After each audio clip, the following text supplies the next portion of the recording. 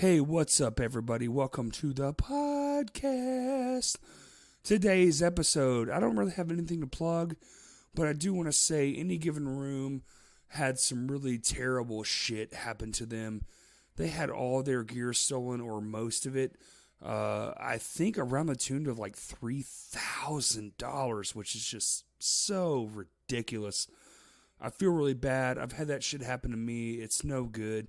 If I don't know if they have a GoFundMe or anything, but if you guys want to go to their Facebook or Instagram or whatever it is, find out, donate a little bit of money. Every dollar helps, even if it's just $1, $5, $20, whatever it is. Give those guys a little bit of help. It's terrible. I hate to see that stuff. Just damn. My heart goes out to them. I've been there. It sucks. I hope everything is okay and you are able to rebuild. But today's guest, Zach Smith, a young kid, and I wasn't really sure what his age was, but he comes in, he's young, he's into everything, and I'm just like, oh my God, finally somebody who is like not where I've been, but is seeing all the things I saw at a young age, and I'm just like, oh man, what a great conversation. I can't wait to tap into this, untapped resource. So, the conversation's really good. I can't say enough about the guy. He runs Your Arkansas Music. He is out there trying to promote every band of every genre from basically all of Arkansas on his own. He's doing a really good job. Give him a like. Give him a follow. Do the Instagram stuff. This is a really good conversation. Everybody enjoy the episode.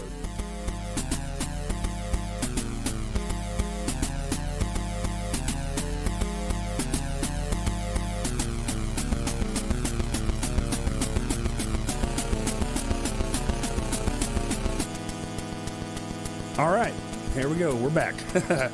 How's it going, man? It's going pretty well. Yeah? I actually went to go see a couple movies last night. I saw A couple? Well, not a couple. I mean, I saw. Well, I watched one last night called The Lighthouse. Ooh, how is it? Oh, it's really good. Is it? Yeah, It looks amazing. Oh, it was Robert Pattinson, I think. Mm-hmm. He did a really good job, and I also read that basically about Willem Dafoe? Yeah, Willem Dafoe. His character he did it like very, very well, and basically he got kind of snubbed at the Oscars. Of course, yeah. So. That's not a surprise, though. No, the Oscars are a sham. I think personally, I hate them. No, that literally, it's just who has the most money, right? Or it's like who we want. This is who we want to put up here, but not the best, because clearly those two roles had to be up there in the top for the year. Had to be in the top 5. Yeah, because even the trailers, it's like, wow, this is insane. Yeah, I can't believe it's just a trailer for a movie, let alone the actual film. I haven't seen it yet because I've been busy moving.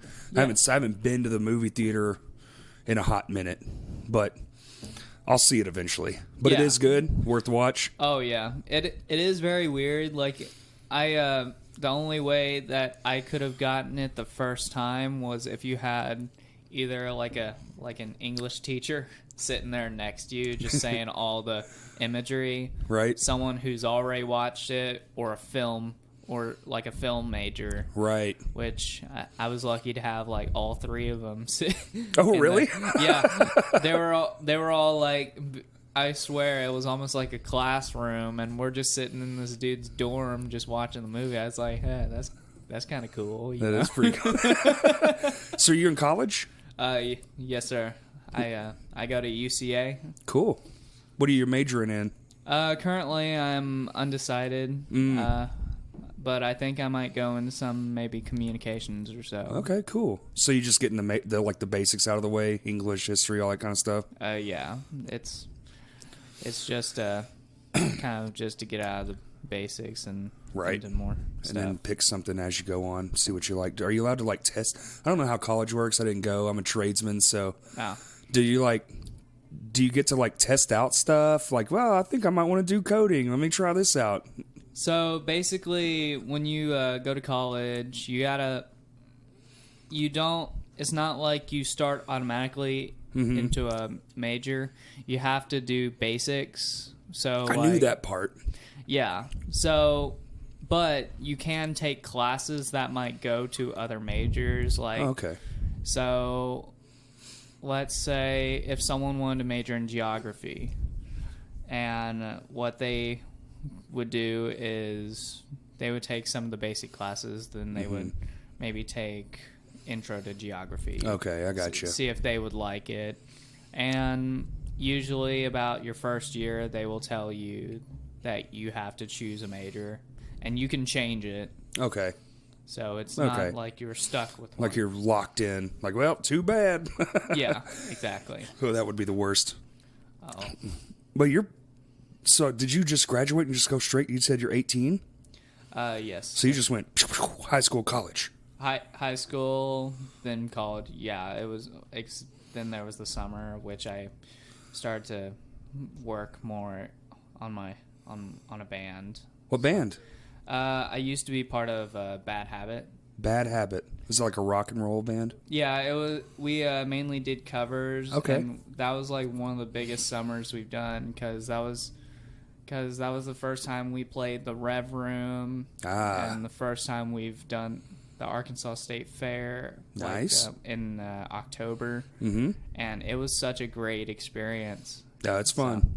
I just started a cover band. Well, I didn't start. Me and some friends started a cover band. It's pretty fun. That's cool. I used to never play anybody's music except my own. Like even when I first started playing, you play guitar? Yeah. Yeah, that's what I started with too. And I just was like, I don't like this. I don't like playing other people's stuff. I just write I've been writing music for years and years. And now I'm just kind of like, this is kind of nice. And they pay way better. Yeah, exactly. The thing is, so when you're in a cover band, you play. It's not like, and I'm actually like unfortunately I decided to leave this band so I could focus on more of writing and stuff. Right. Which I am in 2 other bands. I have joined this project called Riverview, which has Tyler Clark of Oh, I know Tyler. Yeah, cool, awesome. Is it kind of indie? Sounds like an indie band. No, it's pop punk. It's pop punk. Okay, Yeah, cool. And that was my stuff. So like Green Day, Blink-182, and stuff. Yes. So I was like, yeah, I would totally be down. And then I'm doing a little quote unquote secret project. Awesome. Where we're gonna be doing a couple shows, which I'll put up eventually. But, okay. Yeah, we're good at keeping secrets. Yeah. So, but basically, when you're in a cover band, you got to say kiss your weekends goodbye. Oh yeah. Because in Bad Habit, we would do like every weekend was a show, and I enjoyed it. Like, did you do a lot of corporate gigs, or just more venue stuff? We did a couple. We did a couple corporate gigs, and those were really good. And those were mainly like private gigs or so. Right. The private gigs is where you'll get the most money. Yeah. Oh, Like, I'm learning that. Yeah, they pay stupid money for like 2 or 3 radio hours. rock. Yeah, 2 or 3 hours of just shit they know. Yeah, like, exactly. Wow. Yeah, and it's like my band can take 2 years, write an album, put out music videos, do all this press, blah blah blah blah. A show's like, here's $200. But we play like 3 hours in a mall courtyard, and it's like, here's $600, here's $1,000. You're like, what? And it's like, and then you look at like all your other stuff, and it's like, really? Like, how come? Exactly. How come? That's my biggest question, because it's a little frustrating. Yeah, and that's why I try to go to more local. So I really wanted to go to that cover show. Yeah. Really, really badly. Like, I put it in my calendar. And I had 4 other friends that were gonna be going anyway. But then all of a sudden, we had a show booked that night. Oh. I was like, man. But, Yeah. oh well. Got to make money. Yeah, it was a good time though. So it also looked very good. I watched the videos that were put out. So I watched, The Past Comfort My Chemical Romance one. Yeah, and then And- I watched Go for Gold. They did Fall Out Boy. Yeah. Yeah. We And I- just released ours like 2 weeks ago. Yeah, I watched that, and that looked really, really awesome. That was hard. That was actually like, it was kind of surreal because my band, we don't play first a lot, but we knew we had to because we were up against the whole pop punk genre, like those bands. And then Bane Yeah. was right after us. It was just like sort of strange to be the first band for the first time in a long time. So it's like, I don't know how this is going to go.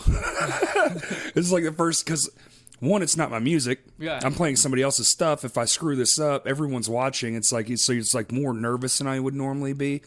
And then two, it's, can we sway them to be having fun with us, even though we know clearly they're here for the other stuff? Right. And no, it was awesome, man. It was electrifying. That whole night was so crazy.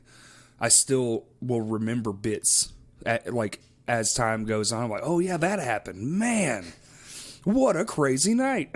Man, I've seen a bunch of your band stuff, and I've started to listen to a lot of it. I think I have y'all guys on one of my Spotify playlists, and Possibly.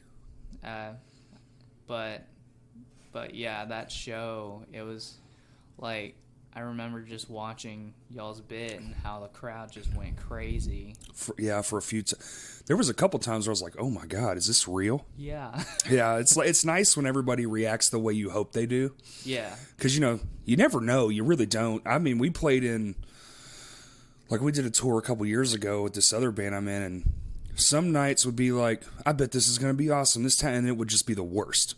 And then you'd go to a town where you think, who knows, and then it would be amazing. And you're like, see, you just never know. It really is just a crapshoot every time you walk in the door.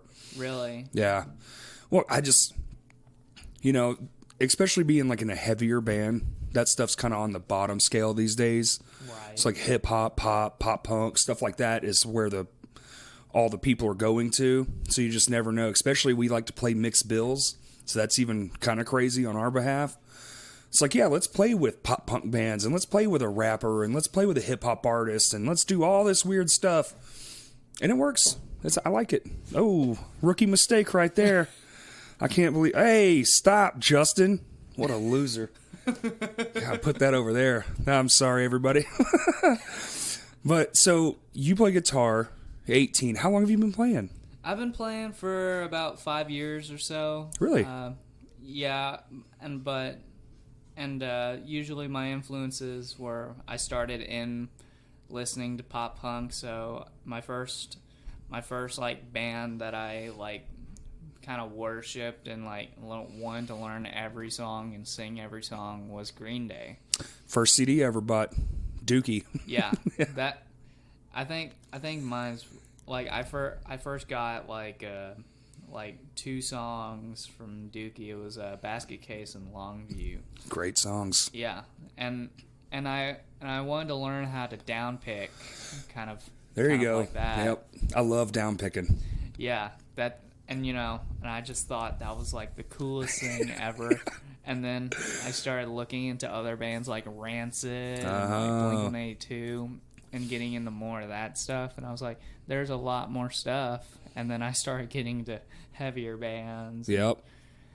And I listened to like everything but country and stuff. So I listened to like I would go from like Breaking Benjamin to like Attila to Yeah.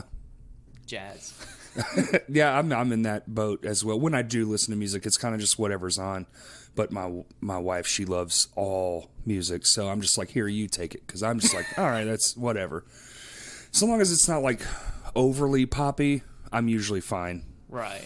I enjoy heavy music most. It's just in my nature. I love just makes you revved up. God, want to do something. It makes you want to go punch the wall. Yeah, or whatever, or build a house or whatever. Like, so I'm not like when I'm doing like tile work, if nobody's around and I don't have a podcast I want to listen to, just straight to heavy music. Makes time go by. Oh yeah. Get you pumped up, or the gym too. Oh yeah. If you're ever in the gym, it's just like that's the best music. Yeah. I'm pissed off. Punk's good for that too, though. Oh yeah, definitely. I think one of the best bands I've seen live was this band called Leftover Crack. And Oh, cool. I've never seen them live, but I've heard a lot about them. yeah, they were really good. I went to I saw them at Vino's. Cool. It was like there were four bands, including them on the bill, and the thing was, when I go into a mosh pit, I don't like, the overly aggressive. I like to, just have fun. Just the push mosh style. Just the push yeah, mosh. I'm with you there. Like, I'm not gonna say that, like, I absolutely hate, the hardcore dancing and stuff. Yeah. But I'll just go into the pit for the push mosh because I don't want to get hit. Yeah, it's rarer these days too to see a good old fashioned push pit. Yeah, exactly. You got to go to the bigger show, like the more radio friendly shows, I think, to get those. Undergrounds, at least all the stuff I see is just a lot of hardcore dance and stuff, and I'm just like, I don't want to get hit. I'm good. I'll sit on the wall. I don't feel like it, and that's the thing. Like, I think like there should be more of that, and I thought those were like the most fun pits. Like when I went to go see Attila Was that at the Rev Room? Yeah. Yeah. It was a push pit. It was just really it was just everyone. Like the first band, like I think it was Mismanaged came on. They were and which they're a really, really great band. Yeah. And they had some dancers going on. They had some dancers, and I was just like jumping up and down and like screaming, and then all of a sudden I get elbowed in the throat. Oh, nice! Yeah. So I was like, man, that's like, and I was like, yeah. It wasn't hard at all. It was just that's hilarious. It just caught me off guard. Right. That's hilarious. Oh God, what? Oh. Yeah, but I think it stopped right after that, and it was like one of the best nights, and that was my first time stage diving. Oh, so. Yeah, I can't stage dive. I'll crush people. That's way too fat for that, but it seems fun. Oh, man, I always have a blast. There's only like 3 times that I've stage dived. Really? I've done it at Attila. I did it at when I went to go see Kublai Khan. Oh, at Vino's? Yeah, that Vino's. Was a sick show. Oh, I loved it. That was so good. I brought one of my friends who doesn't really listen to that music. Mm-hmm. He likes more of the pop punk stuff, so I wanted to bring him to check out Past Comfort and Go for Gold. Yep. Because they're local, and he was like, "Man, this is a fun show." And then all of a sudden, Orthodox comes on, and that's when I see someone like. That's when you see like 4 guys like start to spread it out, and start windmilling, and he's like, "What is going on?" And I'm like, "Well, yeah, I don't go in that." So, but yeah, that was a really fun show, and my girlfriend, she was like, "Hey, Zach, if you do not stage dive, you are a wimp." Oh, now the game's on. Yeah, now the game's on. So I stage dive, and I made it all the way to the bar. Nice. So I thought that was the best thing of the night right there. There's a good crowd to do it too. There's a lot of people there. Oh yeah, there was. I couldn't believe there were so many people there. It was a good bill, man. It was stacked up. It was a Anthony Tiernan show. He did a damn good job with that show, man. I was like, wow, this is really nice, really well done. Yeah, that was. I've thought about for your Arkansas music to actually put on shows instead of having to promote. Like, I would do that too, but I've also thought about doing like showcase shows. Yeah, showcase. So like your Arkansas punk, your Arkansas rock, your Arkansas metal, your Arkansas country. It's a good idea, man. Especially if you can get the promotions right and the venues right, and get good bands who want in on that. Right. That's a good idea. I mean, and this, we'll jump right into that. This area needs stuff like that. It needs people with drive that want to do, unique marketing styles, unique shows where it's like this packaged like entertainment thing that you're coming to. It's not just a show, it's Right. a whole ordeal, That's a great idea. How did you even come up with this? Like, I was going to ask how you even got into rock music, but you kind of already hit on that. But, especially nowadays, because rock's just not as relevant as it was. It's unique to find kids. I say that because I'm like almost 36 years old. But, that are just getting into it. And you're like, wow, that's crazy. I didn't realize it was still out there for kids to get into. I'm disconnected from like school and stuff. But what drove you to like start your Arkansas music page?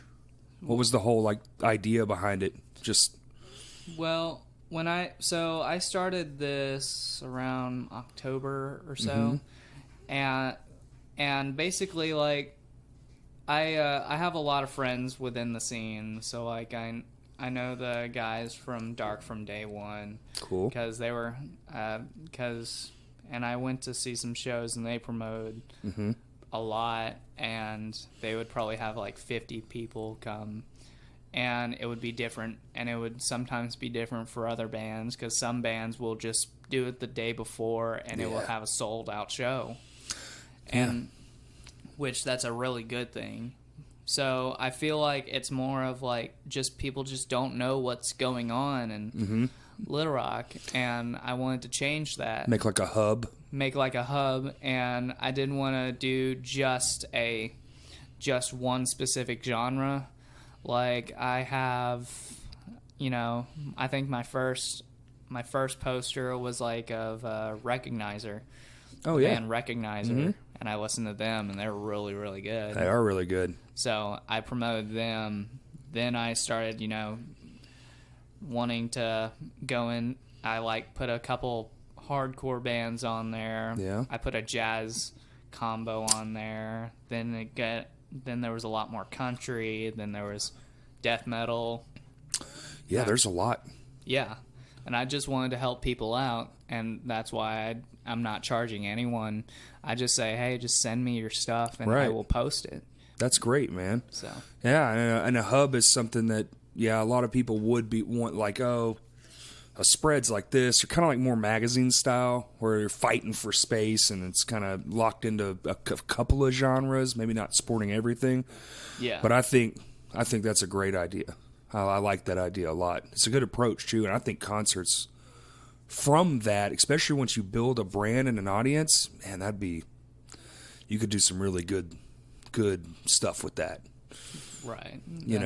What so you've started in October. Are you on like, I guess, all social media platforms? I know Instagram. Currently I am on Instagram, but I'm also on Facebook. Yeah. And and sometimes I'll even just go. Are you in the Bringing the Scene Together Facebook group? I think so. The one that with Kurt and Anthony that started the group? I'm pretty sure I am. I'm really bad at all that stuff, but I think I am. Yeah. Well, I see the post, so I guess that means I'm in there. I'm not sure how it works. I'm kind of, it's a little bit past my knowledge of how all that stuff works. And sometimes I'll just hand my phone to somebody who's younger than me and be like, here, you do it. Right. Yeah. But it's, but yeah, I would go on there and say, hey, what shows are coming up? Just let me know, and I'll post it on the Facebook. So they'll send me the links to the different pages for the show. So like I would also get invited. And and I would also say this, if you're a band, like a musician, and another musician invites you to something, do not disregard it. Just say, like, you could say at least like interested, or just press going or something. Yeah, just to help the algorithm, like, oh, people are actually the engagement, that's the word. Which is ridiculous that's how those algorithms work out. Like, oh, the more people that mess with it, the better we're going to push it to other people, even if they follow you right on purpose. So you have to kind of play the system a little bit. That's the only thing I don't like jumping through hoops to get something accomplished, and that's what the internet is, I feel like. Yeah. And if people could just be like, well, I know if I want to go do something, like go check out your page, like if they had it bookmarked or whatever. You have any like aspirations to go to like a website, like a .com or anything like that? Yeah, I've thought about doing something kind of like the metal injection of the cool. Arkansas scene. So basically, Pretty cool. yeah, like and it would be like I would put stuff like which band got signed to a record label, what Right. show do they, what tours are they having, and have like I have these big things, and I'm also thinking about like having different people like help me out with it. And, Are you doing this alone right now? yes, sir. It's just you, huh? As of right now, Is it getting what's the word? Like too much? Has it become too much yet? as of right now, not really, because when I usually get these flyers and stuff, or they would usually come in around maybe 3 or 4 at a time, and usually I would just say, "Hey, I'll post it," and sometimes I'll even go to the show to promote them and stuff like that. I don't think it's that much work. I'm doing Right. the kind of The minimum. the minimum to at least help support someone. Right. It's not like I'm not saying like I'm only gonna do the bare minimum. I'm gonna do as much as I can on my end to try to get anyone's stuff out. Right.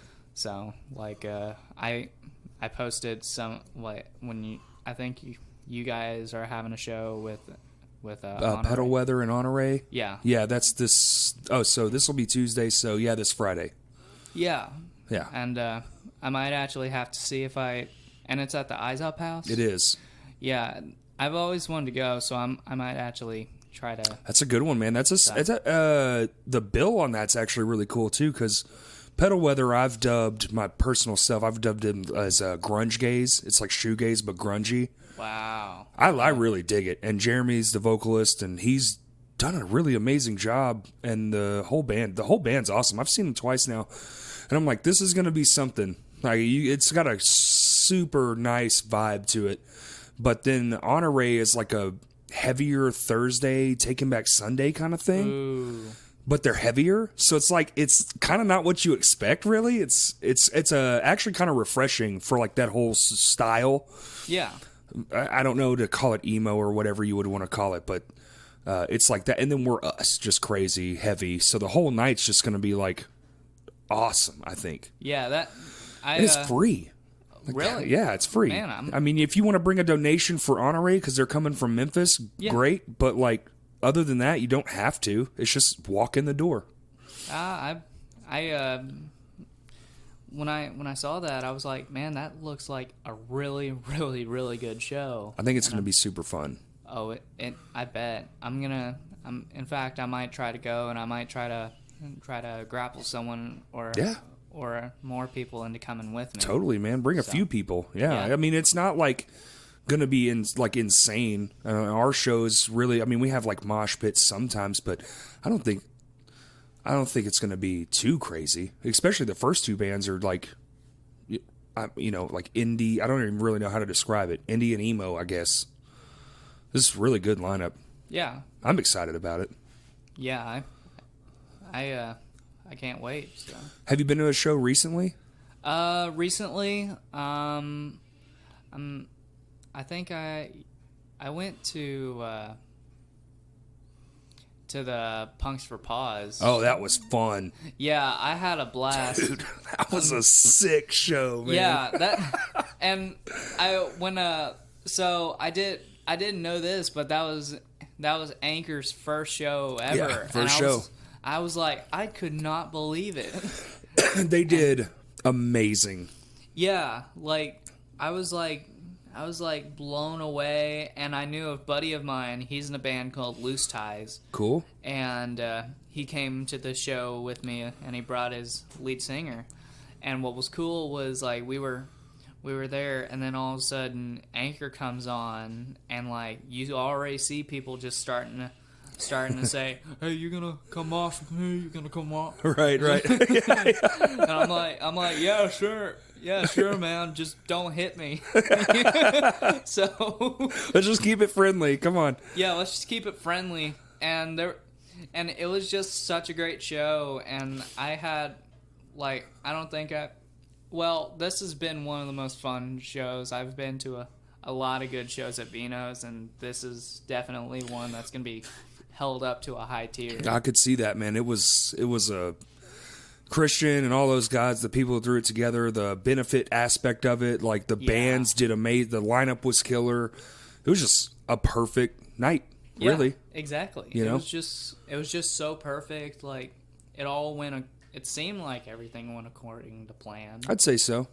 So it was one of the most fun. They raised a shit ton of money. Yeah. Like a lot. I think it was like $1,400 or something. Yeah. For the Arkansas association that helps animals and gets them adopted and stuff like that. Great. Yeah. It was such a good thing, and I talked to Christian, and I was like, dude, this was such an amazing show. Like, I think he's going to start doing it like once a year, I think. yeah, I would be there every single time. Man, if you keep stacking lineups like that, 100%. Yeah. It was exactly. I think every band kicked ass. I can't think of one band that I was like, oh man, that sucks. Yeah. You know, sometimes even my bands, it's like sometimes you just get an off night and you're just like, oh, well, there's always the next one. Yeah, that's the thing about, playing in a band. You can't perform consistent. Well, it's when I say that, I mean it's hard to perform consistently. Perfectly.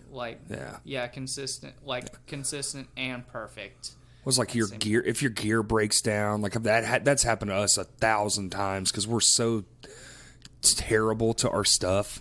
Like we treat it like garbage, and we paid thousands of dollars for it, but we're throwing it and stomping on it and just doing idiot stuff.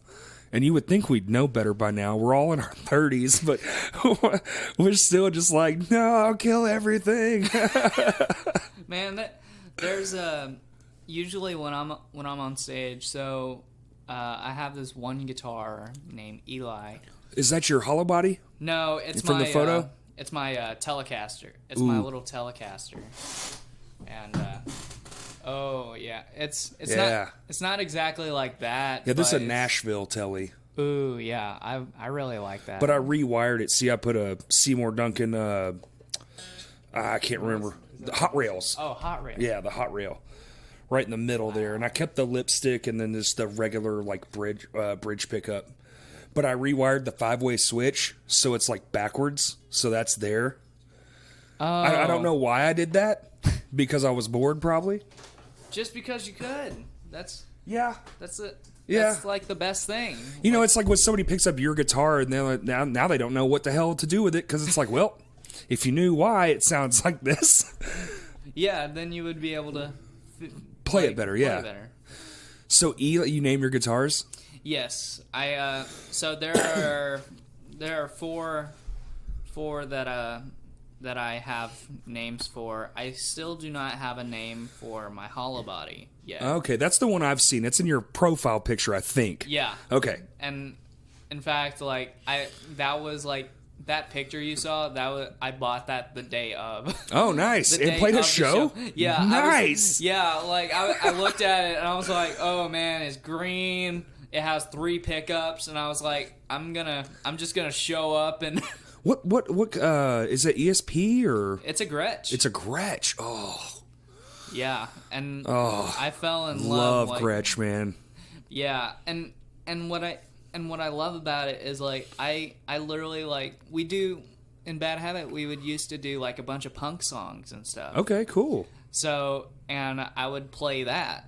Oh man, the 3 pickup setup for punk is pretty sweet. Yeah, like it would, and it just gave it that more monstrous tone. Mm-hmm. And Especially if you move to like that middle position, the drive of the guitar. yeah, Whoo! exactly. And I mean, the hollow body's already more bassy, I think, just because. Got a lot more like low end tone on it. Yeah, Chunky, I guess is the word you'd use. I don't know. I like, you know, I thought of them as, you know, I thought it was just like kind of beefy. Like beefy. There you go. That's a beefy gooder. tone. Yeah, gooder. It's been a long day. I'm talking like an I idiot. understand. I have a Ibanez hollow body with a Bigsby, and it's really nice. But I'm not guitar stupid, but I've never used a Bigsby, and I tried to restring it, and I failed miserably. So now it's just been kind of sitting, and I feel really bad about that because it's a sweet guitar. Man, the Bigsbys are just hard. Yeah.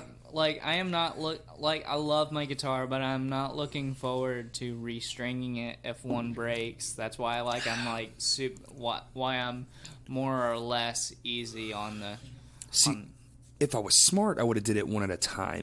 I would say because it would have held its positioning because Yeah. it was set up. You know, you buy it, it's set up, but I'd cut them all off, and then the Bigsby like set back, and I was like, oh no, I didn't know it was like tensioned. I didn't know it was gonna do that. Yeah. So then I was like, wait, it was like kind of like right here. So I got the high E on to try to like put the tension back on the big. Oh man, it's all jacked up. It goes out of tune like every other time you play it. Yeah, I need to take it to someone, but I'm lazy. But yeah, it's I love Bigsby's. Like because I would sometimes listen to like rockabilly Yeah. and also like Chet Atkins because he would sometimes roll around with the Bigsby. Right. And How did you get into all this stuff, man? Was your dad like into this kind of music or? so funny thing, my dad, he listens to more classic rock and he Okay. listens to like punk rock, like Irish punk rock. So like you say classic rock, like Led Zeppelin and the Beatles and Yeah. like so, older stuff. So like the Aerosmith. older stuff and then like 80s, and he has a specific part of the 90s. Okay. He preaches 90s is not classic rock, which I kind of agree with. It sounds nothing like What we would consider classic what we rock. would consider. But and cuz he listened to like, you know, he would listen to Pearl Jam, Soundgarden, Yeah. Stone Temple Pilots, like all that stuff. Yeah. and he would listen to all that. So my dad loves all that, and then he listens to like Dropkick Murphys, Flogging Molly, Oh yeah. Social Distortion, and like the punk. That's where I got the punk stuff. Then you have my mom, who listens to everything from the 90s, so like Nirvana and stuff. Mm-hmm. Then she listens to Slipknot.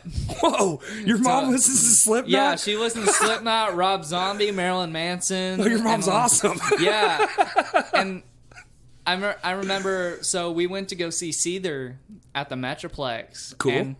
And she was like singing it, like screaming along to "Fake It," you know. Yeah. Yeah, it was such a great and. That seems like a really awesome moment. Like you look Yeah. over, you're like, my mom knows the words to this rock and roll song like that. How cool is that? Yeah, and we would be when I used to be like drive with my mom to school. She would literally have like a Slipknot, like "All Hope Is Gone." That's crazy. That's crazy. My mom listens to country and that's it. Some classic rock, but man, it's country music all day, every day. And I'm just like, I could never imagine my mom bought this. My head would leak out of my ears if I saw my mom listening to Slipknot. That's cool, man.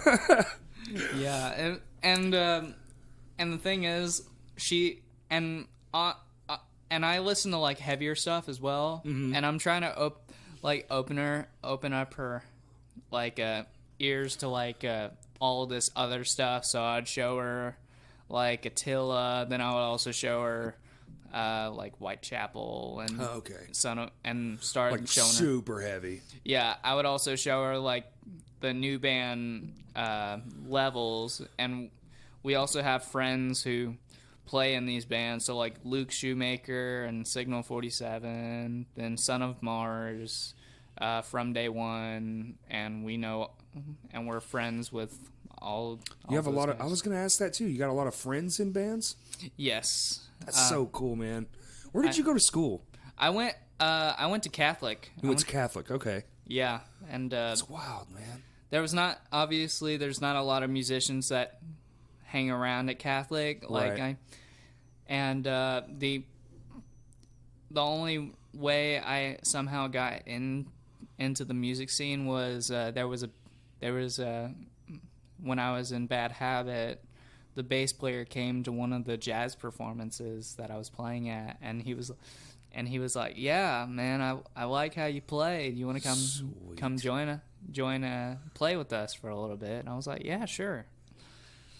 That's pretty cool, man. So, and then I started to meet all these other people. Like, I met Josh Stewart, yeah. and he was the one that kind of helped me get into the music scene. And he like introduced me to the guys in Levels. He introduced me to the guys in 13X, McEwen, and at least put me in along the music scene.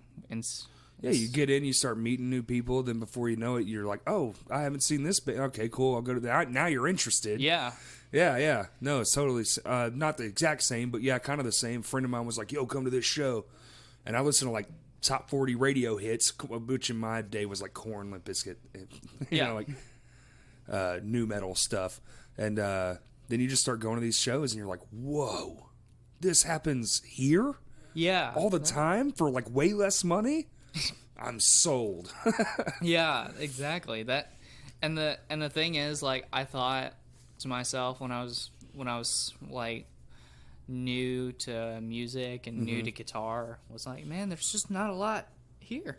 It's all on, yeah. It's all like just it's not in plain sight. It's not.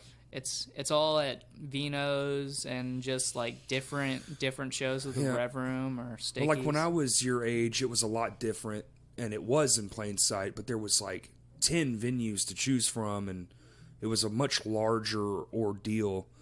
But everything just kind of went away, and now you have like 3 venues. And if you're not into jazz and stuff, Stickies is out. So really, for the heavier stuff, it's like you get 2. Yeah. You got Rev Room and you get Vino's. And now we have the Eyes Up House occasionally, which is awesome. Shout out to Will. Yeah. But, you know, it's so 2.5 because he only does like a show a month, sometimes 2. Right. It's a lot different now. I could see how you would never even know about it unless you just happen to pop into a Facebook thing. Yeah, and there used to be a DIY venue called the Hot Box. What was that? It was, so I remember because I also, like, when I was still getting better at guitar, that's when I started to look at. I found the first pop punk local band that I knew of, Slick Grip. Slick Grip, yep. And that was like the first one I knew, and I was like, I have to see these guys sometime. And I remember I think it was Dustin. I was like, hey, when do you guys have a show? And he's like, we got one at the Hot Box. I was like, where's the Hot Box? Yeah. And it was like, and I live in Maumelle, and it was like, yeah, it's like 30, 45 minutes away. I was like, wow. I've never even heard of it. Yeah. Is it Conway or? I think it was like somewhere around Little Rock. Really? I don't know if they do it anymore, but I've never heard of it. That's interesting. That's at least what I remember. Like I could be totally. So was that one of your first like forays into like underground style at a venue? Well, I was not able to go to that show. Oh, okay. But I really wanted to, and I kind of saw like, is there more? I was thought to myself, is there more stuff like that? Ah, that was the seed. I gotcha. And then I met Josh, which he then like took me. Well, he invited me to the Metroplex for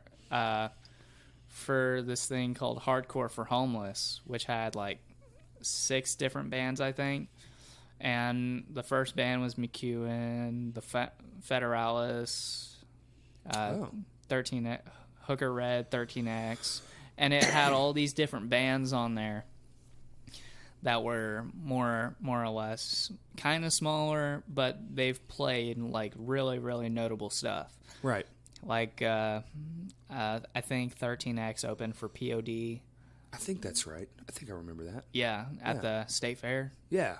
And then like I know the guitarist Natal. He plays in Dark from Day One, and he was telling me that about all the bands he's opened up for, and I was like, "How have you opened for these bands? Like those are really, really big bands." And because he played at Edgefest when it was still when it was still a thing. Yeah. Yeah. Like he was like, "Yeah, I played with Avenged Sevenfold, Chevelle, Skillet," and I was like, "What?" Yeah. And I just thought that was like the coolest thing. Then I started going. Then a friend of mine named Tristan, he has a band called Heyman's Wrath. I went, and that was. What do they sound like? They're kind of more it's kind of more grunge-ish. Okay. And basically, and they also have a band they were playing with It's called Heyman's Wrath? Heyman's Wrath. And that's a dope-ass band name, dude. Yeah, I know. And I heard it, and I was like, man, that sounds like... Where are they play? They play around here? Yeah, they live in Little Rock. Okay. And check that out. Yeah, he invited me to the show, so it was them. It was Jeff Coleman and the Feeders, which was more or less a cover band. Okay. And then Sabine Valley, which I got to know those guys, and they're really, really good.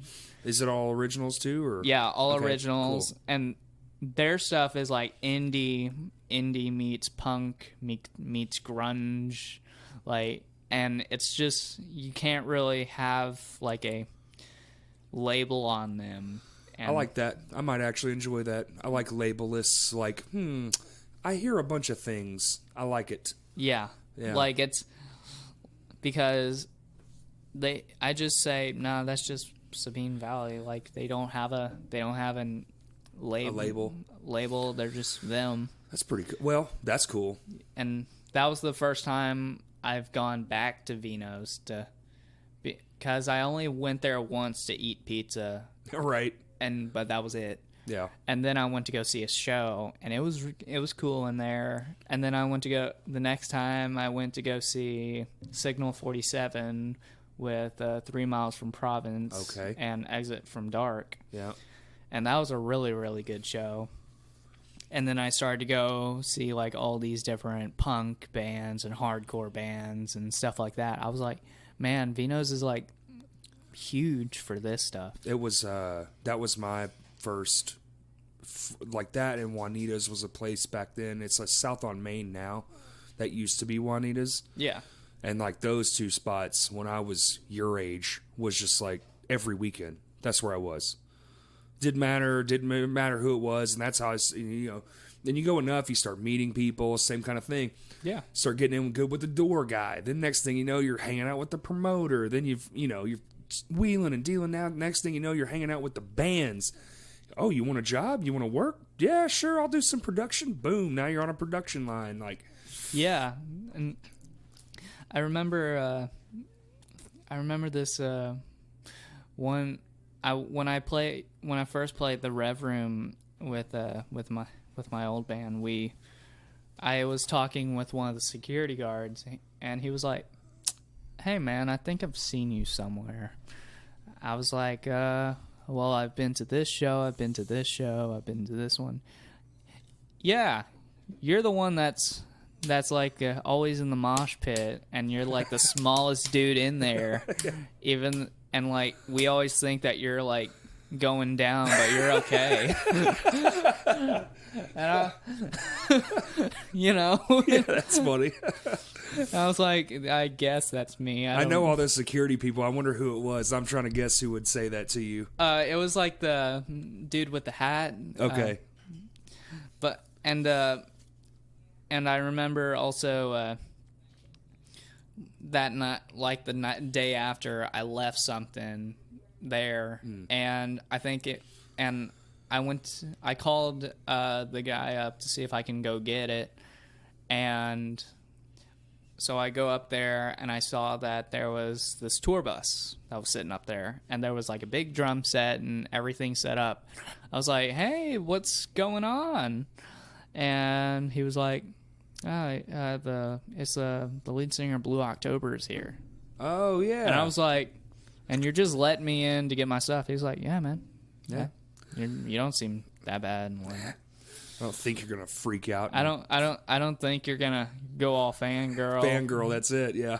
So, but yeah, and I felt like awesome. And then and what was funny was like another friend of mine who is also who played the same night as we did. Mm-hmm. He left some of his stuff there. So after we got our stuff, we just put it in our car and then went to go get a bite at the Flying Fish. Yeah. Playing the Rev Room is awesome. My favorite part is the sound. Yes. It sounds so ridiculous. That was most of that is from the Village. Like their subs and stuff came from the old venue. Did you ever go to the Village? The Village? Probably not. Yeah. It's where everyone used to go, and then now they tore it down. It was the best.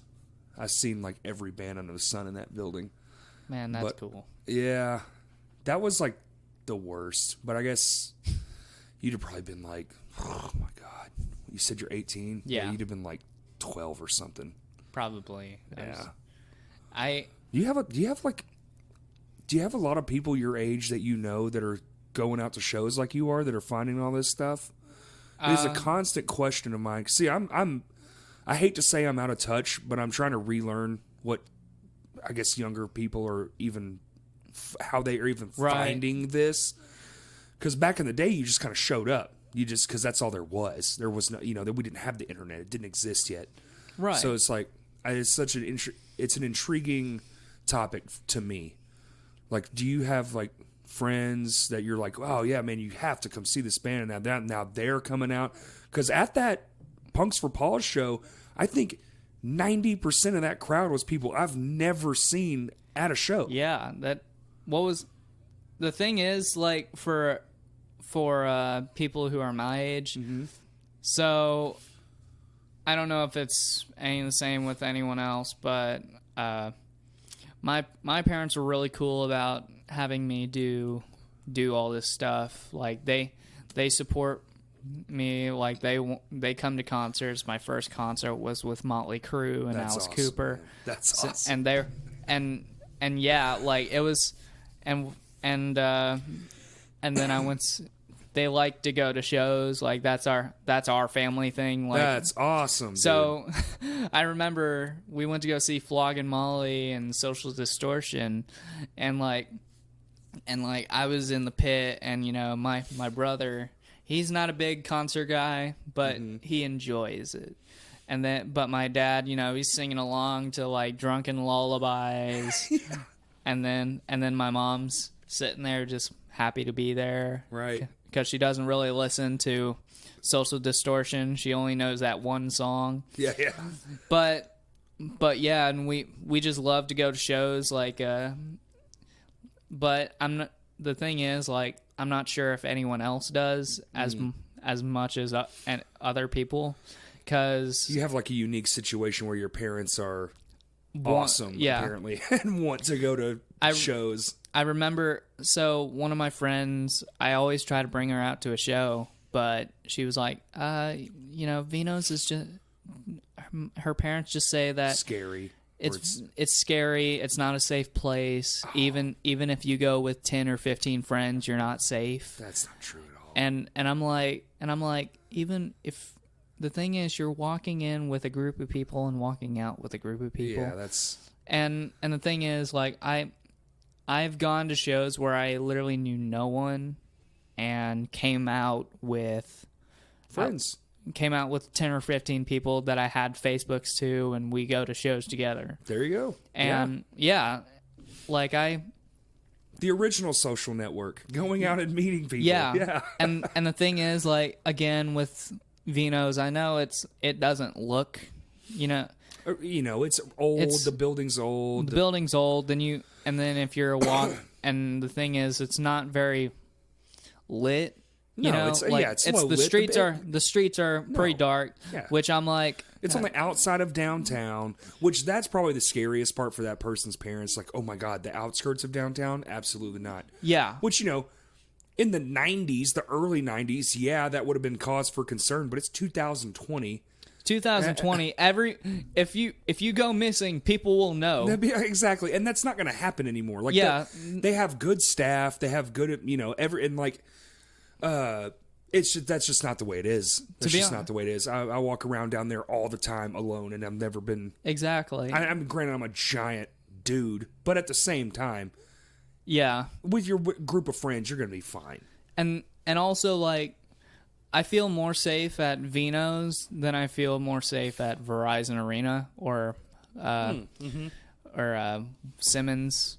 I Oh think yeah, Simmons Bank Arena now. I'm still gonna call it Verizon, but Yeah, well, it was Alltel when they built it. Yeah. yeah, whatever. that you know how there's like, you know, the Generation X millennials. Right. No, we're gonna identify each other by how we How call. you call that building? Yeah. the TCBY Tower, which is now the Simmons Bank Tower, which is just crazy to Yeah, me. exactly. But the thing is, I feel more safe because I know people over there. Mm-hmm. Like, and you know, people are not going to be mean to each other most of the time. It's more of just they're actually doing it to just have fun with it. Yeah. And then you have Simmons, which is more of like corporate, like Live Nation always would usually that's put a where show. That's Which- who's going to put a show there is Live Nation or Ticketmaster. Ticketmaster, something along those lines. And the thing is, they don't usually the people who run it. I'm not going to say anything bad about them, but it just doesn't seem like they, you know, if they want to make Yeah. but they want to make sure that nothing hurts on like the insurance. Like, I remember going to see a show there, and there were security guards in the crowd to make yeah. sure there were no mosh pits. Which I'm like, what's the? Yeah. That's- yeah. Well, and you know, I kind of see their side. It was like I've worked production for those big events and stuff like that, and when you have, you know, 10,000, 15,000 people and something gets out of hand, it's terrifying. I mean, I worked a venue 700 people and there was a fight break out, and you're like, oh my God.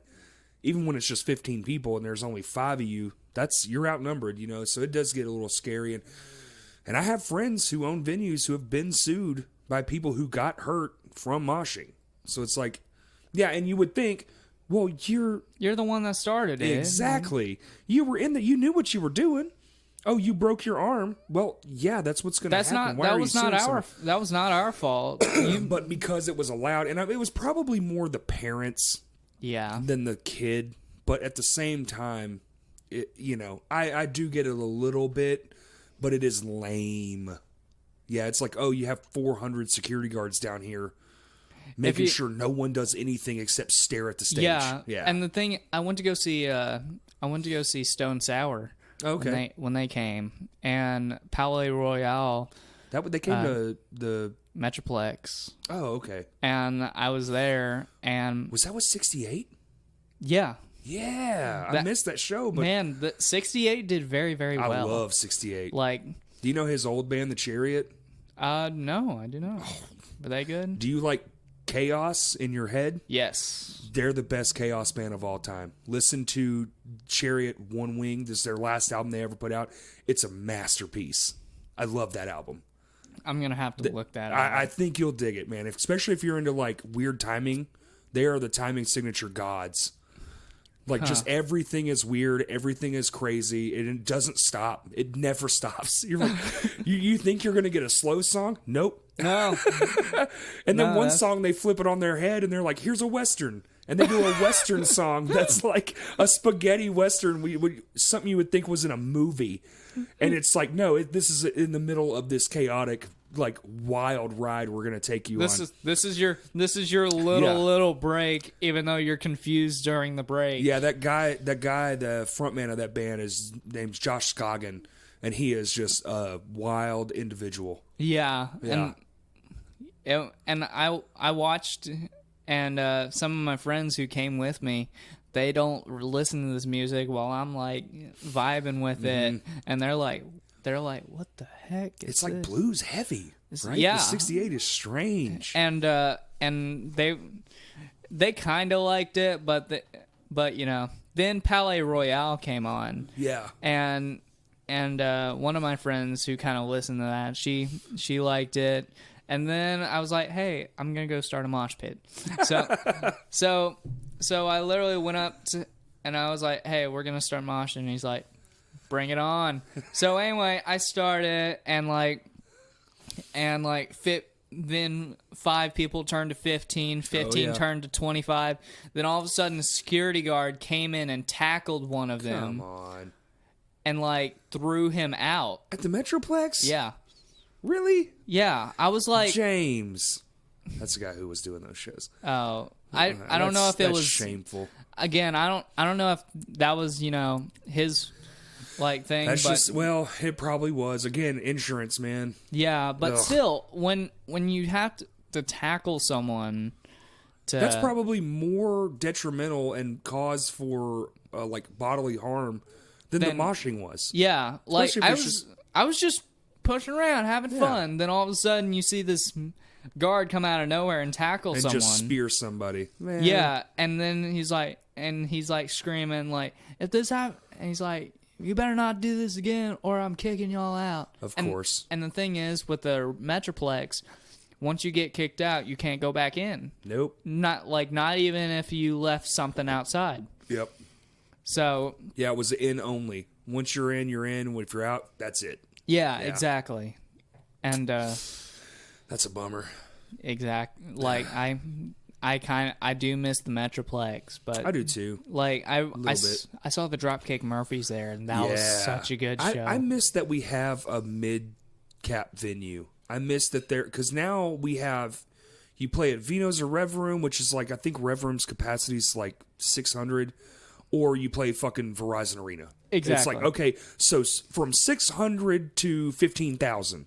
There's no in between. Yeah. There's no like 2,000 cap rooms, which I think theirs was like, the back room was like 2,000 and maybe the main hall was like 5. That's good. Yeah. We need those cap rooms, but we don't have one right now. I feel It's like a weird limbo.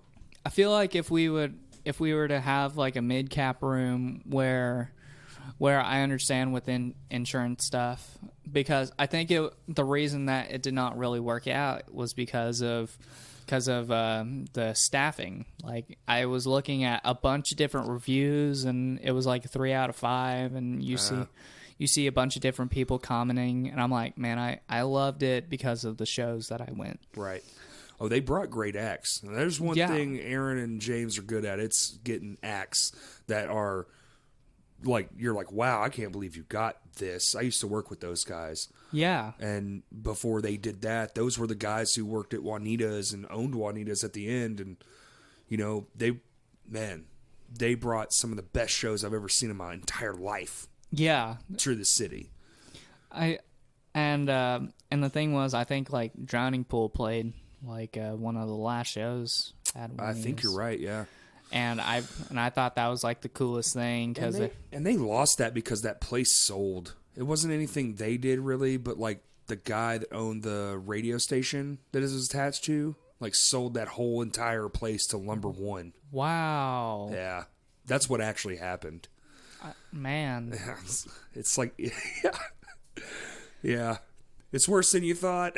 Yeah, I thought it was just because of just people didn't go. No, not really. I mean, yeah, they had some losses, but it wasn't too bad. It wasn't detrimental. Yeah, exactly. Yeah, and the thing is, I love those types of shows, and like Me too, man. They're the best kind. Yeah, like as much as I would love to go see Guns N' Roses, you know, it's just so expensive, and besides, it does not feel like an intimate show. It's not, and those guys are past their prime, and you see it with a lot of acts now too. And like, it's like, yeah, they would have been amazing like 30 years ago before I was born. Yeah, But I don't want to pay $300 to watch geriatrics try to do what they used to. I don't want to see that. yeah, and the thing is, like, when I went to go see, do you know who Crowbot is? I do not. They're think about kind of like the dude's voice has the sound of Miles Kennedy. Okay, interesting. And the guitars, bass, and drums all like play along with each other, kind of like, you know how Rage Against the Machine has that, like, basically they're layering on top of each other. Yeah. That's what it sounded like. That's cool. And it was like bluesy, and it was like, it was just something you didn't expect at all. What was the name of it? Crowbot, Crobot. I'm gonna check it out. Yeah. That sounds dope, actually. And I went to go see them. There were 15 people in the bar, and they're not from here. They actually UK band. they're a touring band. Oh, they're just not from this state. Yeah, they're Okay. not. Oh, gotcha. So, and I think probably about several months later, Mm-hmm. I hear them on the radio. Sweet. So, and like it was such a cool thing because they actually played the song on the radio live before it went on the radio. Mm-hmm. It was like they didn't release it. Oh, cool. Yeah, yeah. I love when that happens. Yeah. Want to hear a new one? You'll be the first ones? Hell yeah, I want to hear a new song. Of course. Yeah. I love it when I get to hear something that I've not heard, Oh, yeah. you know? Especially live. Yeah. Because that's the version. Exactly. That's before they went to the studio and, like, churched it up, you know? Yeah, exactly. That's the thing. And I listen, and that band, when I mean theatrical, like, these guys were crazy. I love Like, it. the lead singer, he literally jumped onto the guitarist's back. I'm listening to them, like, as soon as you leave my Yeah. house. I'm so excited. Really? Yeah, the dude jumped onto his back, like, and it wasn't like, I bet they planned it, but it looked like it was not planned.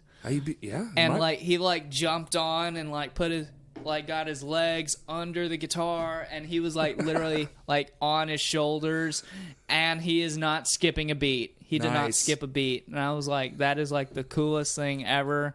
If someone would probably do that to me, I would die. Okay, well, then you should watch Chariot live videos. Yeah. I saw them in Fayetteville. I worked for them, actually, in Fayetteville, the outdoor one. I think it's George's. I can't remember. Literally the first 30 seconds, their guitar player went out, walked across the crowd, grabbed a tree, and climbed it. Never missed a beat. 30 seconds into the show, and he's in the top of a tree playing the song. And you were just like, oh my God. And I was sitting there like side stage like, this is the most unbelievable band in existence. I get that. I get a Fever 333 vibe from That's the guitarist. What? Yes, he was in the Chariot. That's the same guy. That makes 100% sense. Wow, Yeah, that's cool, man. oh man, I'm gonna have to. Yeah, I'm gonna same look. dude. Yeah, I'm gonna have to look them up right after now because They're one of my all-time favorites, man. They're so weird. It doesn't even make sense. yeah, They were like punk rock attitude, you know, like that. It just does not matter. Nothing matters. This is it. Like, we're just here. Blah blah blah blah blah. Yeah. Let's play crazy. And you know, like their slogan was like, "This stage is your stage. This microphone is your microphone." As in, if you feel compelled to come up here and do whatever, do it. Or if you're down there, do whatever. We're all just here. Do whatever. yeah. And they're the most bananas thing you'll ever see. It's the wildest time. I wish they were still around, but they're not. Yeah, that's kind of my mentality with something, because like, so I do not like uniform Right. stuff.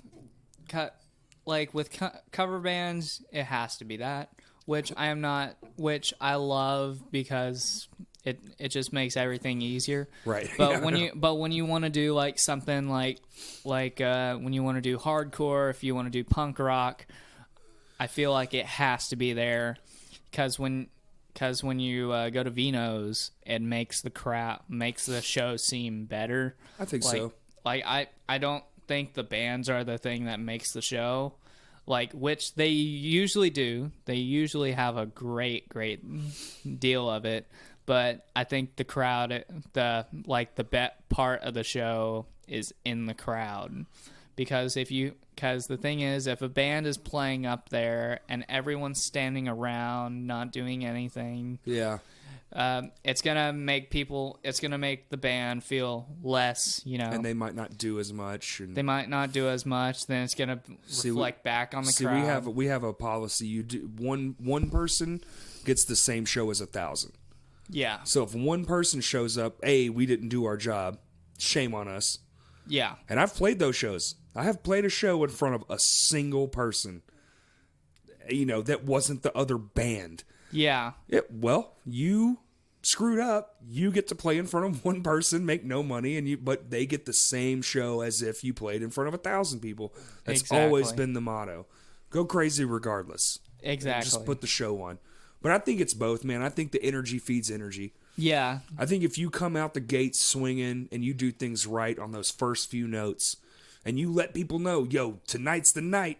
We're here for crazy. Yes. They're like, shit, man, I was kind of tired, but I guess we're going to be crazy tonight. All right, cool. And then they go crazy, and now you're both going crazy.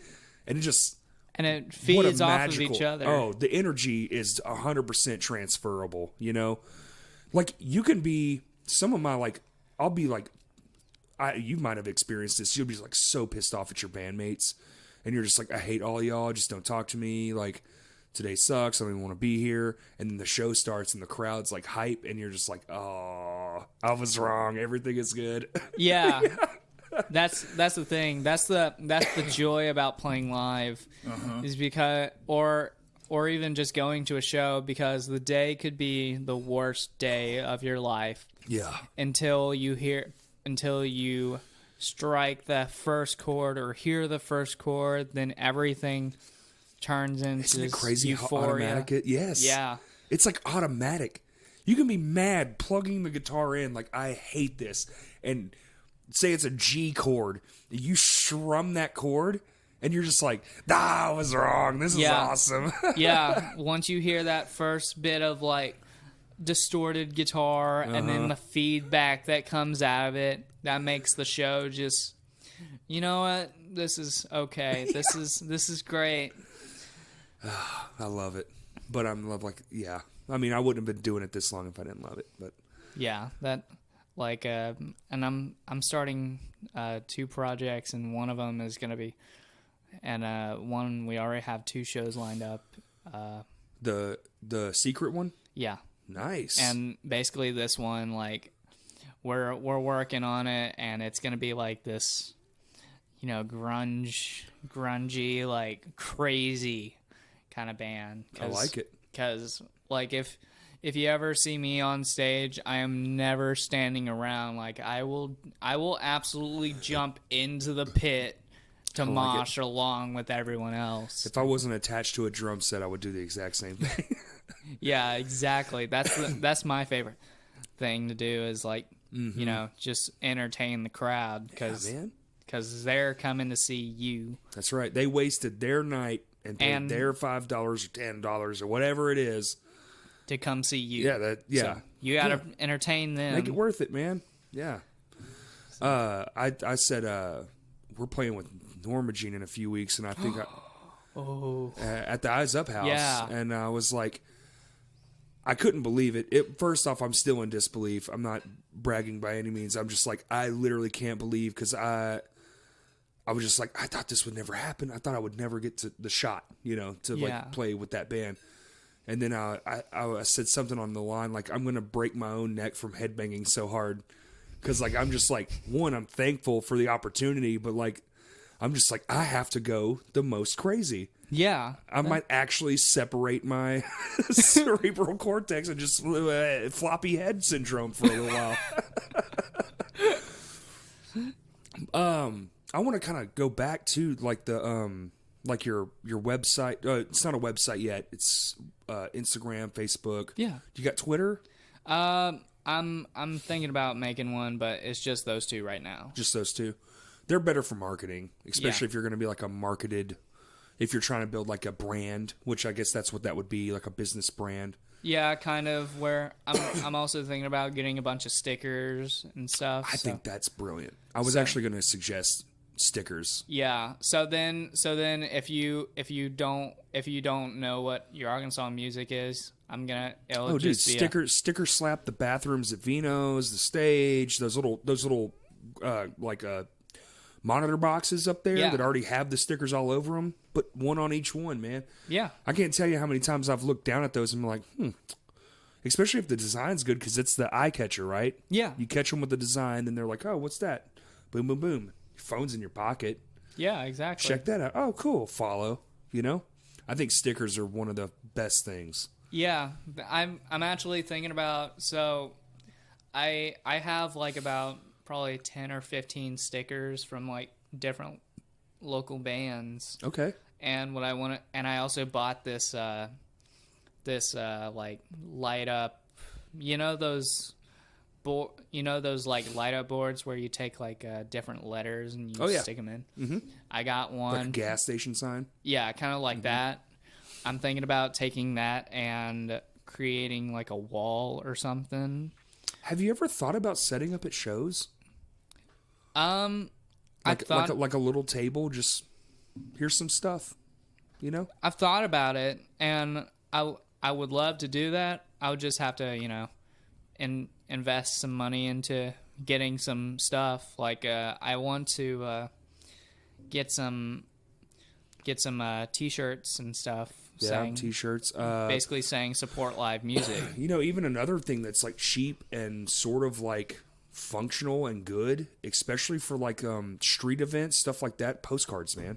Oh yeah. Just print, like go to Vistaprint or whatever, or Sticker Mule is actually a great one too for stickers. You can get the first 10 for like free. They'll send you the sample. Dang. You come up with the design, and then you can just be like, yeah, I want to sample this, and they'll send you like 10 of them for nothing.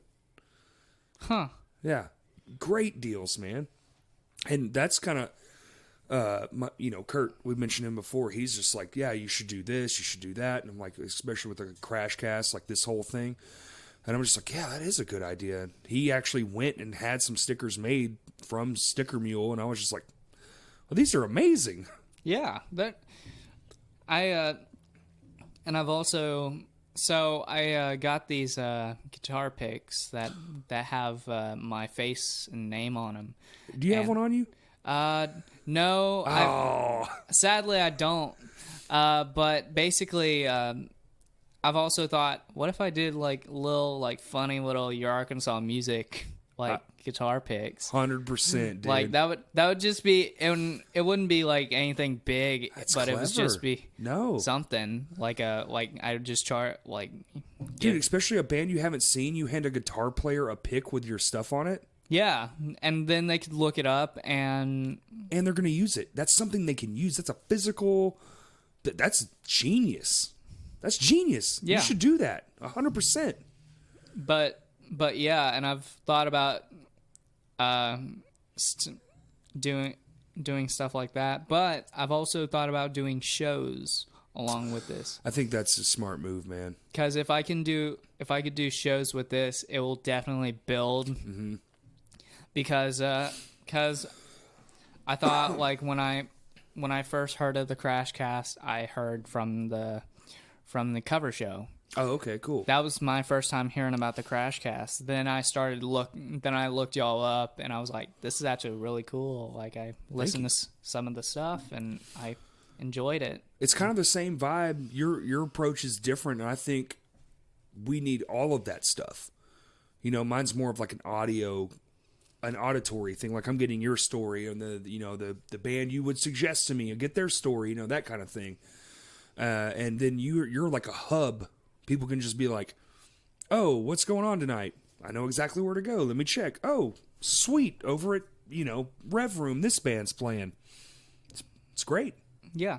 And the thing is, I try not to, I want to have like every genre. Yeah, non-biased. I don't, cause there's a lot of stuff, and oh sure, and it's very easy to become biased because of But the thing is, like, I love to talk to people. I love to talk to, like, same. everyone, and I would love to definitely have you on your Arkansas music. Oh, for like, sure, man. Be Any a part kind of this, collaboration is great. like, be a part of this big Arkansas music family. That's what I Exactly. try to tell everybody. Like, hey, be a part of us, and basically, this is nothing. You don't have to pay anything. Just let me know on what shows you got, then I'll post them. No questions asked. Yeah, Like, I started doing that in like the pre-roll. Like I don't have anything to plug for this episode because nobody's hit me up, but I'll gladly tell people where the shows are. Well, fuck it, I want if they succeed, we all succeed, and we can all just help each other. You know, go up. Yeah, that's the thing. And I remember, well, the coolest thing was when I was doing shows at Stickies. Mm-hmm. I would see all these different bands from different genres. Like the last Sticky show I did, I had some of the guys from a hard rock band, then I had some from a metal band, and then Christian Hill showed up, and I was like, Christian Hill, like I didn't think he would come out, you know. Right. But I see him like standing in the crowd, and he was, you know, like cheering on, you know, and I was thinking that's the coolest thing, and that's why we need more of this stuff. Yep. So then people who you sort of look up to in the music scene 100%. should. Yeah, we need more yous and Christians and all that. It's just, you know, everybody doing like a part. Like, well, I can do that. I'll try. You know, I'll do my part of like my version of that. Yeah. That's what keeps it going, man. That's what keeps it alive, and that's what we really lacking is a tighter, more broad community. Yeah, and the thing is, you know, it's not just heavy. You know what I'm saying? It is country. It is hip hop. It is, you know, pop punk. It's everything. Yeah, and the thing is, like, what I've noticed, so there's the pop punk kids and stuff like that. Then you have on the other side, you have more like the new metal and Sure. and 2000s styled hard rock, which I'm like, why don't we like come together and say we are all just part of music. Where like I remember talking to someone where he was like, I was like, hey man, you should totally come out with me. He's like, I'm not very used to that scene, but yeah, sure, I'll come out with you. Mm-hmm. So he comes out and we watch the show, and he's like, this is, you know, not my scene, but it's really good.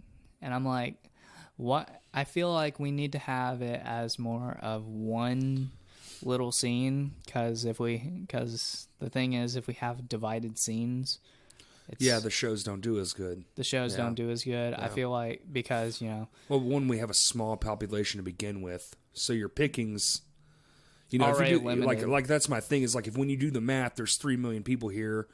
Okay, well, there's only 300,000 in the central area. Okay, well, half of those are people who are not going already. The other quarter are children. So you have this small little sliver that you can, like, you know, promote to. Yeah. Well, if you can't get them to, I think more you get them to come to everything, or at least most things, you know, because it's not for everybody. You know, not everybody likes people screaming in their face. Oh, no. But, you know, not everybody likes people with twangy guitars talking about their dog dying and shit. So, like, there is some give and take. But I'm down to see any concert. Like I said, I went and saw my buddy Sean last night, and the opening band, I can't remember their name, but they were like a straight up country act, and they were awesome. I've never seen them before. They killed it. Oh, yeah. Solos out of this world. I was like, what? I went to go see this band called Arkansas, which was kind of like this bluegrass and country type of thing. Interesting. They opened for Boom Kinetic at the Rev Room, and it was really cool. Like the mandolin player played like no one else I've ever heard, and the Heck yeah, banjo dude. player, and it They had a was banjo too. yeah, they had Mandolin and a banjo. yeah. So it was, I think it was mandolin, banjo, upright, and guitar. Dang. That was it, and all of them knew how to sing harmonies. So like No drummer, no spoons, no nope, it no was washboard. I think one of them had maybe like a little tiny kick, but that was about it. Oh, he was just playing and playing at the same time. Yeah. Nice. It was almost like a little like Mumford and Sons type of setup for the kick. Right. So, but it was such a cool thing, and it was something that I usually don't go out to, but I enjoyed the heck out of it. Oh, yeah, because of that. Oh yeah. Some of the best shows I've ever seen were shows I just, got drugged to. Yeah, come out. Yeah. Dude, honestly, the first time I saw Go for Gold, I was drugged there. Really? Yeah, they wanted to borrow the lights that we use for my band. We have a light show, and they were like, "Yeah, they just want them on." Blah blah blah. I was like, "Ugh, okay, I'll bring it, but like, can I get like a pizza or something?" Like, I didn't want to charge them or nothing, but I got like a free, like they bought me a pizza or something. I can't remember the deal exactly, but then I'm like through the night, I'm like, shit, man, this is fun. And then they came on, and I was like, holy shit. Yeah. Man, this is actually good. Like, wow. I was blown away. And then we've been friends ever since. So I didn't even know, when I walked in the room, I didn't know a single person. When I left the room, I had 7 new friends, Yeah. Yeah. That's the thing about music. Is like you never know what you're getting yourself into until you walk through and pay your $5. And for me, get that little X. That's right. know? Yeah. So, because I went to go see, when I went to the Ark and Pause, I met this guy named Nathan. He always goes to the more heavier shows, and I've always seen him around, but I've never really talked to him. So basically, both of us were like, "Were you at this show? Yeah, man. Were you at that? Yeah, Yeah. We were talking, and he was like, "Yeah, I was at the Whitechapel show," and I was like, "Man, I wanted to go to that one." They didn't promote that well. You talking about the last time they just came? Yeah. To the Rev Room? Yeah, I didn't know about it until the day before. Yeah, same here. I didn't know Yeah. at all until then, and I wanted to go to that so badly. I did too. And I think it was wasn't that like a couple months ago? It was a couple months ago. It was like, and I didn't know their whole roster, but it was, so the day before I found out it was Whitechapel. The next night was Drowning Pool, which I'm not a Drowning Pool fan, but I was like, how did I not hear about this? I went to see Drowning Pool, and I've seen them probably 3 times, but like I was working, yeah, so like I was there for other stuff, but I've seen, I mean, they're good. It's just not my speed. right. And I thought, okay, I know maybe 3 songs, Right. mainly one song. The radio hits. Yeah. Yeah. And but when I went, like they were, it was different than what I expected, cause they came on and they were like, they came, like the lead singer literally looked like the dude from Kublai Khan, like Yeah. and he just comes up, "What's up?" He's Yep. screaming, and then I'm like, yeah, this is awesome, like. Yeah, they're better live. I will give them that. Yeah, and I'm not a fan of like the rate, like their, when you hear it on the radio. the bodies. Yeah. I actually like that guy. That guy passed away, so they had to get a new singer. Yeah. And like, okay, I get it. That's a tough decision. That's a tough call. You got to press on, that kind of stuff. But I was just so like apprehensive. I was like, oh God. Like, Yeah. Man, we're working for who? All right, whatever. I mean, at least I know the one song. Yeah. And it's cool. And then I was like, actually, their new front guy, which I say new, he's been around forever now. He's not bad. No, he's know? not. And the thing is, like, He has like the Freddie Mercury mic combo where like there's no stand, but it's just the bar. yeah, it's just the bar, and he has that little The vintage 50s style. Yeah. And the thing is, so my dad again, so he does not really like this music. Like, when we went to go see the Hardcore for Homeless, there was this one band that came on called 13X. Yeah. And I kind of like that. It was more of like screaming and stuff like that. And my mom is rocking out because she kind of likes that stuff. Then you have my dad who's just staring in awe at the band, just like, what is going on? And my friends are there, so they're making fun of him. Like, That's awesome, man. So, but anyway, so my mom, she loves drowning pool, so she wanted to go to the show. Mm-hmm. I was indifferent of either going or not. Right. But she was like, yeah, we have to go to this. So we were like, okay. So we go to the show, and my dad is like, this is actually not bad. Like, yeah. I expected worse. I expected right. I expected him to start screaming at me and making me feel bad. But it was actually a really, really great show. Like I was this at the Rev Room? Yeah. It was at the Rev Room.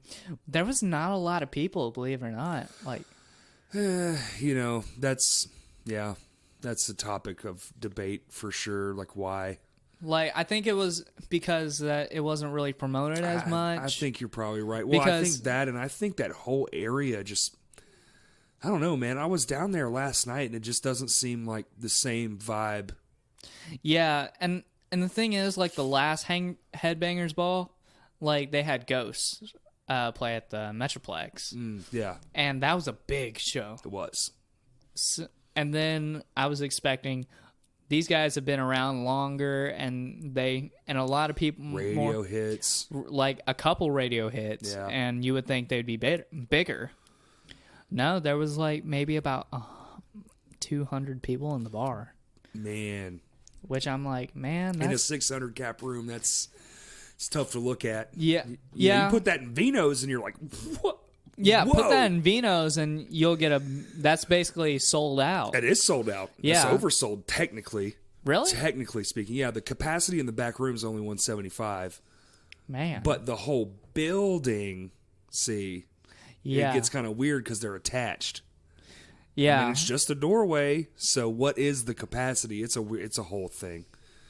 I'm not sure how to I'm not sure what numbers they use, but I know that they'll just keep on letting people come in. So they'll just let people come in until it stacks up to the bar. I think what they do is they let people come in until they hit the building capacity, even if the whole back room, like where they eat and stuff, is still full with like just regular customers.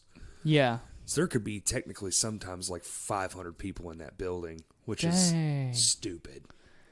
Yeah, man, that's a lot. Yeah, I'm just thinking, like, like if someone were like claustrophobic or something, that would be like, man. Well, dude, I mean, the Ark and Paws show, the Benefit, it oversold. Yeah, it was like 200 and something. I can't remember the exact number Christian told me, but it was great. The turnout was amazing. Yeah, what was cool was, like, there was not like all of them were local. All of them were local bands. Oh, they all worked very hard. They all did their part. And even Abimail coming all the way from, I think, Jonesboro is where they live. Like, yeah. And they were still on it, like, promoting it. Yeah, we're coming down, blah, blah, blah.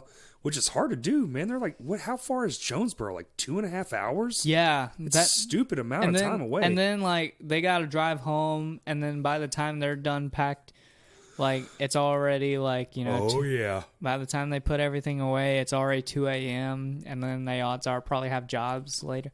I'm just thinking, man, I could not do that. Like, that's tough.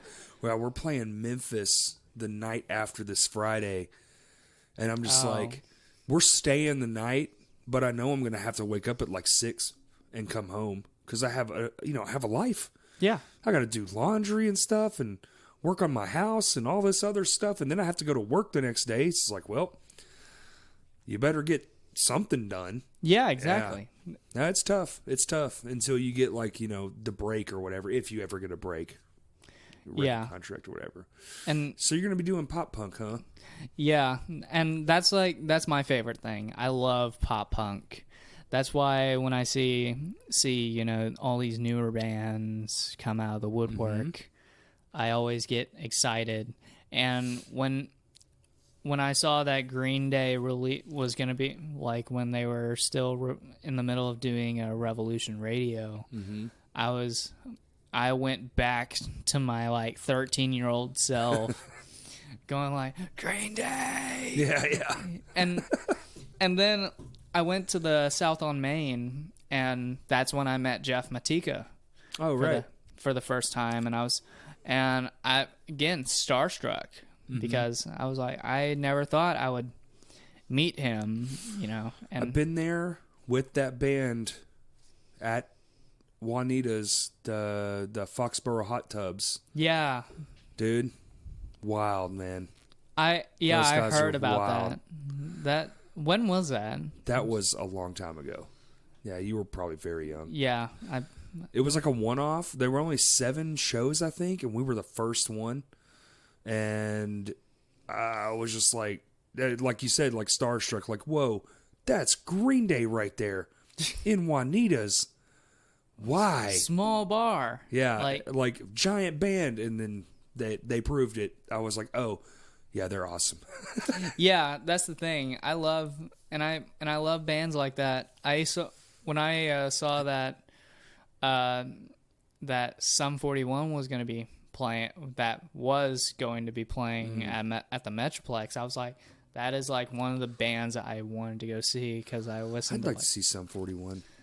Yeah, and I remember listening to Motivation, and I was thinking that's the coolest song ever.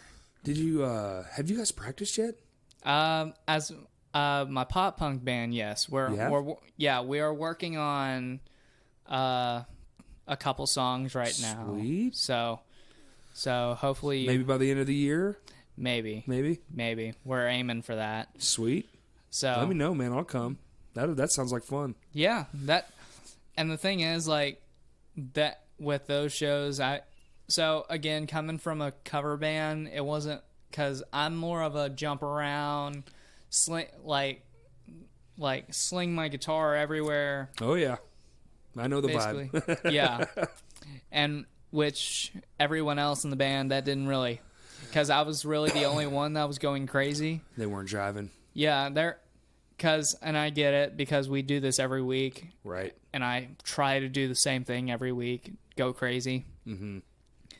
But basically, when I did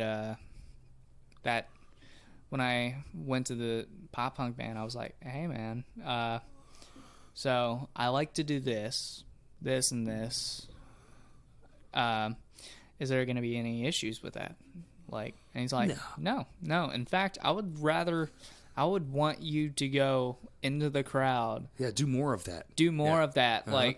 Literally, I want you to just climb on the scaffolding. That's right. And You know what? If you just feel like climbing up the truss and just hanging out up there upside down, that would be great. Pull an Eddie Vedder and Scott and stage dive off the truss, man. Yeah, that's risky. I mean, you're lightweight enough. You probably would. They'd catch you. I'd hope so. I'd splat. Yeah. Me and about 3 other people, we're going kaput. Yeah. The thing is about that is